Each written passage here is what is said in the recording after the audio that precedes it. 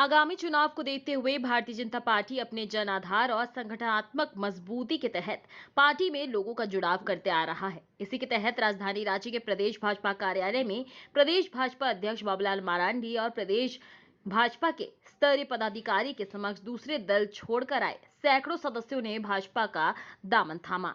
आपको बता दें, भाजपा में शामिल होने वाले इस नवीन सूची में आम आदमी पार्टी के पूर्व प्रदेश उपाध्यक्ष राजीव रंजन, बड़कागांव विधानसभा की पूर्व निर्दलीय प्रत्याशी अंजू देवी और रांची के बुढ़मू के आरजेडी नेता हरदेव साहू अग्रणी हैं, जिन्हें प्रदेश भाजपा अध्यक्ष बाबूलाल मरांडी ने पार्टी के अंदर पार्टी का पट्टा पहनाकर स्वागत किया। मौके पर भाजपा प्रदेश अध्यक्ष ने नए सदस्यों का स्वागत करते हुए कहा कि क्षेत्र में जाकर केंद्रीय योजनाओं के लाभ भारतीय से संपर्क करें और उनसे समर्थन का आग्रह करें। देखिए रिपोर्ट। मोदी सरकार ने, मोदी जी ने जितना जो डेवलपमेंट का काम इस देश में हो रहा है वो रोजगार ही तो सृजित कर रहे हैं।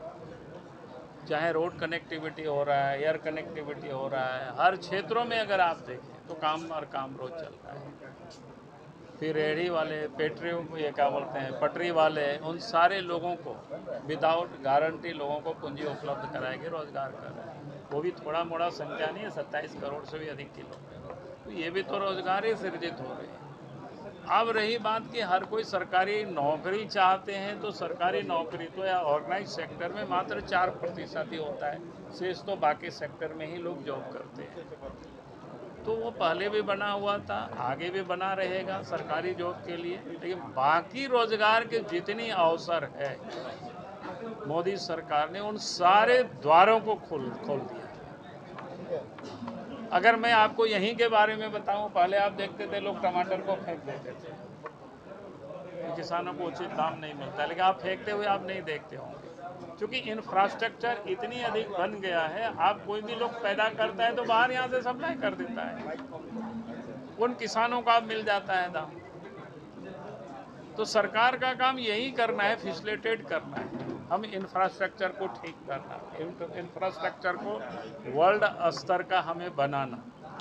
इसलिए आप देख रहे होंगे क्या बोलते हैं, एयर कनेक्टिविटी भी, भाई आप यहाँ पैदा करिए, 2 घंटा में दिल्ली पहुँचा दीजिए, दिल्ली से 2 घंटा के बाद 6 घंटा में यूरोप पहुँच जाएगा सेम डे।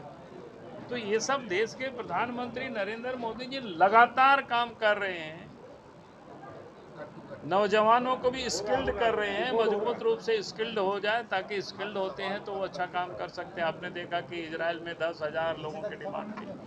तो कहने का अर्थ है कि दुनिया में रोजगार के अवसर, नए नए अवसर सृजित हो रहे हैं, वो देश के प्रधानमंत्री के नेतृत्व में हो रहा है। लेकिन जो सर दावा था करोड़ों लोगों को रोजगार देने का, वो तो फेल ही हो गया। अरे यही तो करोड़ों लोगों की मैंने बताया, फेल कैसे हो गया।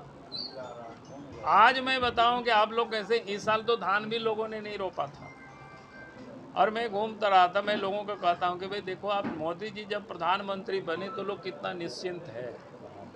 कभी लोगों ने नहीं कहा कि भाई हम लोगों को कोई काम उपलब्ध करा दीजिए, क्योंकि देश के प्रधानमंत्री 80 करोड़ लोगों को, झारखंड में भी 2 करोड़ से अधिक लोगों को मुफ्त में अनाज प्रत्येक महीना 5 किलो मिल रहा है, तो लोग इत्मीनान है, कहीं भी कोई ये नहीं है। तो इसलिए मैं कहूँगा कि ये जो इस प्रकार की अपोजिशन की ओर से कुछ तत्व ऐसे हैं जो देश के विकास को देखना नहीं चाहते हैं, वो लोग तरह तरह के हथकंडे अपनाते हैं, लोगों को इधर से उधर बहकाने की कोशिश करते हैं, ताकि नौजवान भड़क जाए, बाकी लोग भड़क जाए, इसलिए वो लोग कोशिश करते हैं, लेकिन वो लोग सफल नहीं होंगे। कल्पना सोरेन बीजेपी के लिए कितना बड़ा खतरा है? कल्पना सोरेन बीजेपी क्या, ऐसा बात आप लोग बोलते थे। सर, कल सरौल पूजा में एक झांकी निकला था जिसमें हेमंत जी को बोला गया था कि जेल से टूटेगा, वो निकलेंगे, जेल का ताला टूटेगा, हेमंत सोरेन छूटेगा, और फिलीपींस वाला भी, फिलिस्तीन का भी झंडा फहराया गया। देखिए, मैं फिलिस्तीन के झंडा के विषय में मैं कुछ नहीं कहूँगा, क्योंकि फिलिस्तीन कोई हमारा कोई दुश्मन देश तो है नहीं। हाँ, अगर कोई हमास का झंडा फहराया हो तो फिर हम उसका जरूर विरोध करेंगे, क्योंकि हमास को हम आतंकवादी संगठन मानते हैं। सर, जो झांकी में निकला हुआ था, और झांकी में निकला हुआ तो उनके समर्थक लोग होंगे तो निकाले होंगे कि भाई आपको अदालत जाना चाहिए ना। आपको लगता है कि हेमंत सोरेन बेकसूर है तो सड़कों पर करके क्या होने वाला है? आपकी सत्ता है, आपने गड़बड़ किया है। FIR भी हुआ 26 लोगों पे। तो एफआईआर तो होगा ही ना। हम लोग की शुरुआत बोल रहे अरे हम कह रहे कि हम लोग की मदद ही होगा, उसमें से कौन लोग आने वाला है? जो भारत माता की जय भी समझ में जिसको नहीं आता है वही नेता आएंगे। सर जो राष्ट्रीय इस स्तर पे देश बड़े के बड़े सनातनी को कहता है कि इसको समूल नष्ट कर देंगे, मच्छरों से उसकी तुलना करते हैं, वैसा नेता आएंगे तो देश की जनता देखेगी झारखंड की। राहुल जी आएंगे सर, खड़गे जी आएंगे, ममता दीदी अरे आएंगे। वही तो मैं कह रहा हूँ, राहुल जी तो समझ में नहीं आता है, भारत माता की जय से भी उनको आपत्ति होती है। भाई ऐसे नेता को तो आज तक मैं सोच भी नहीं सकता हूँ। भारत की जय जयकार दुनिया में हो, हर भारतवासी को गर्व अनुभव करता है। गांव में भी पूछेंगे तो वो भी अपने आप को गर्व महसूस करता है। लेकिन राहुल गांधी है, भारत माता की जय उनको चिढ़ होता है, परेशानी होती है। ऐसा ऐसा नेता इस देश में तो नेतृत्व करेगा तो देश तो कहाँ जाएगा?